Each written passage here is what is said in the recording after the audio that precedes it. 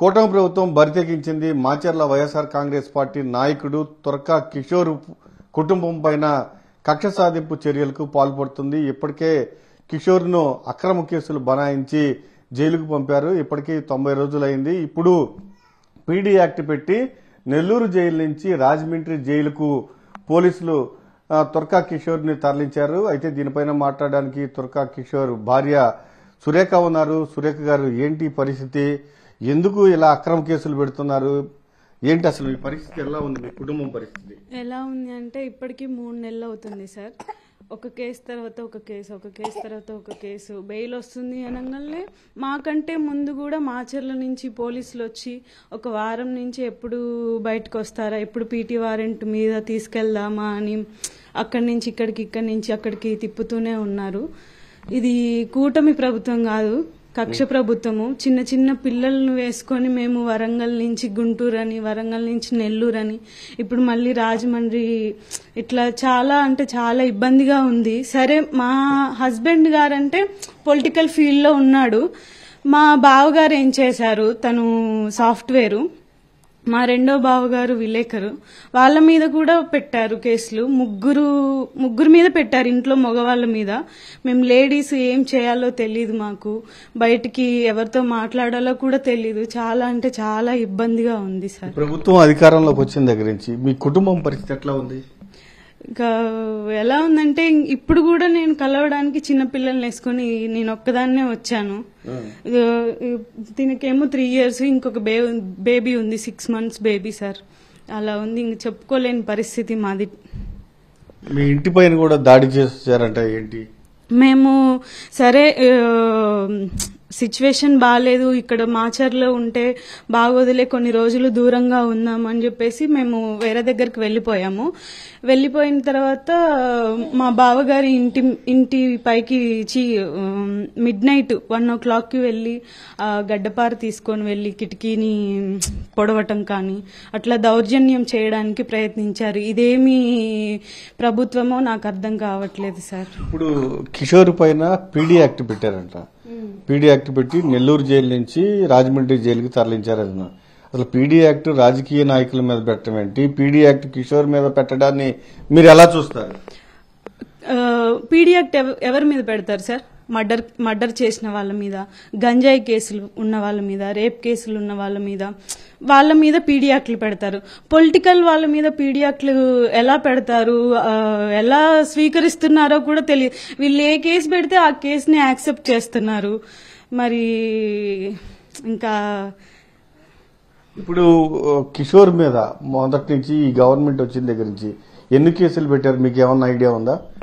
ఇప్పుడు సాగర్ లో కేసు పెట్టారని చెప్తున్నారు, అది మర్డర్ కేసు. దాంతో ఏమైనా సంబంధం ఉందా? మర్డర్ అటాక్ అది ఎప్పుడు జరిగిందో కూడా తెలియదు సార్. అసలు ఏమీ లేని అతన్ని తీసుకొచ్చి మా హస్బెండ్ పేరుని యాడ్ చేశారు, మా బావగారి పేరు. తను ఎక్కడో బెంగళూరులో సాఫ్ట్వేర్ జాబ్ చేసుకుంటాడు, తనకేం సంబంధం అని తనను కూడా తీసుకొచ్చి ఈ కేసులో ఇన్వాల్వ్ చేశారు. అసలు సంబంధమే లేదు. వాళ్ళకి నచ్చిన కేసులన్నీ పెట్టుకుంటున్నారు, వాళ్ళకి ఏం తోస్తే ఆ కేసులన్నీ పెట్టేసుకుంటున్నారు సార్. దాదాపు 9 నెలల నుంచి మీరు ఎలాంటి ఇబ్బందులు పడుతున్నారు? ప్రభుత్వం మిమ్మల్ని ఎలా టార్గెట్ చేసింది? ఏమనిపిస్తుంది వింటే? నేను సెకండ్ బేబీ ప్రెగ్నెన్సీతో ఉన్నప్పుడు 6th month నుంచి నేను అక్కడ కొన్ని రోజులు, ఇక్కడ కొన్ని రోజులు, ఒక్క కేసు అని పిలిచి 10 కేసులు ఎక్కడ యాడ్ చేస్తారో అని భయంతో ఆ ఊరు ఈ ఊరు, ఈ ఊరు ఆ ఊరు, కనీసం డెలివరీ టయానికి కూడా నా పక్కన మా అమ్మగారు కూడా లేని పరిస్థితి సార్. మీరే అర్థం చేసుకోండి ఎన్ని కష్టాలు పడి ఉంటాము. ఇప్పుడు కిషోర్ మీద పీడీ యాక్ట్ పెట్టారని తెలియగానే మీకు ఏమనిపించింది? అంటే జనరల్ గా రాజకీయ కక్ష సాధింపు ఉంటేనే నేరస్తుల మీద అయితే జనరల్ గా పీడీ యాక్ట్ పెడతారు. రాజకీయ నాయకుల పైన పీడీ యాక్ట్ పెట్టడం ఎలా చూస్తారు? యాక్చువల్లీ ఇప్పటికే 90 days అవుతుంది సార్. ఇంకా బెయిల్ వస్తుంది, ఇంకా రిలీజ్ అవుతాడు అన్న ఆలోచనలతోనే ఉన్నాం. కానీ ఈ పీడీ యాక్ట్ పెడతారు, ఇంత దిగజారిపోయి ఇంత కక్ష కడతారని అనుకోలేదు. ఆయన బయటికి రావడానికి భయం వేస్తుంది వాళ్ళకి. బయటికి వస్తే ఏం చేస్తారో ఇంకా ఏంటో అని, ఇంకా ఎన్ని కేసులు పెడతారో అని భయం అవుతుంది సార్. అసలు ఎక్స్పెక్ట్ చేయలేదు పీడీ యాక్ట్ పెడతారని చెప్పేసి మేము. అంటే ఇంకా 2 రోజుల్లో బెయిల్ వస్తూ ఉందనంగా, ఆల్రెడీ బెయిల్ కూడా వచ్చేసినట్టుంది కదా, వస్తూ ఉందనంగా. మాకంటే ముందు కూడా వాళ్ళకి ఇన్ఫర్మేషన్ వెళ్ళిపోతుంది. వాళ్ళే ముందే రోజుకు ఒక 20-30 వేలు ఖర్చు అవుతుంది పోలీస్ వాళ్ళకి మాచర్ల నుంచి నెల్లూరు రావడానికి. వాళ్ళే ముందు కాపలా కాస్తూ ఉన్నారు, ఎప్పుడు బయటకు వస్తారో, ఎప్పుడు తీసుకెళ్దామా అని చెప్పేసి. ఈ ప్రభుత్వం వచ్చిన దగ్గర నుంచి మీ కుటుంబ పరిస్థితి ఎలా ఉంది? మా కుటుంబ పరిస్థితి మీరున్నారు, మీ బావగారు ఉన్నారు, ఇంకో బావగారు ఉన్నారు, 3 అన్నదమ్ములు ఉన్నారు, ఇంతకుముందు మాచర్లో ఉండేవాళ్ళు. కానీ ఇప్పుడు మీ కుటుంబం పరిస్థితి ఎలా ఉంది? ఎక్కడ ఉన్నారు, ఏంటి? మా కుటుంబ పరిస్థితి, మా అత్తగారు లేరు. ఏదున్నా కూడా వీళ్ళు ముగ్గురు చాలా అండర్స్టాండింగ్ తో ఒకే దగ్గర ఉండేవాళ్ళు. ఇలా అయిపోయిన తర్వాత ఎవరికి వాళ్ళు అయిపోయి ఎక్కడెక్కడనో ఉండాల్సి వస్తుంది. అందరికీ పసిపిల్లలు ఉన్నారు.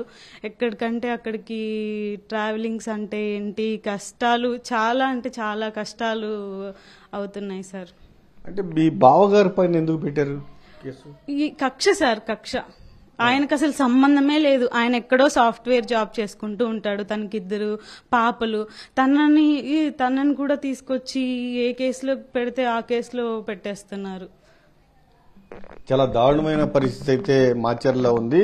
తుర్కా కిషోర్ పైన ఒక కేసులో బెయిల్ వస్తుందనగా మరొక కేసును పెడుతూ ఉన్నారు. వెంటనే దానిపైన పిటి వారెంట్ వేసి అరెస్ట్ చూపిస్తూ ఉన్నారు. ఇలా కేసులపైన కేసులు కడుతూ దాదాపు 4-5 కేసులు పైనే కట్టారు. 90 రోజుల నుంచి జైల్లో ఉన్నారు. ఇక ఫైనల్ గా పీడీ యాక్ట్ పెట్టారు. పీడీ యాక్ట్ పెట్టిన తర్వాత నెల్లూరు జైలు నుంచి రాజమండ్రి సెంట్రల్ జైలుకు కిషోర్ని తరలించారు. కేవలం రాజకీయ కక్షతోనే మా పైన ప్రభుత్వం ఇలా కక్ష సాధింపు చర్యలకు పాల్పడుతుందంటూ సురేఖ చెప్తున్నారు. కెమెరామెన్ భాషతో అశోక్, సాక్షి టీవీ, గుంటూరు.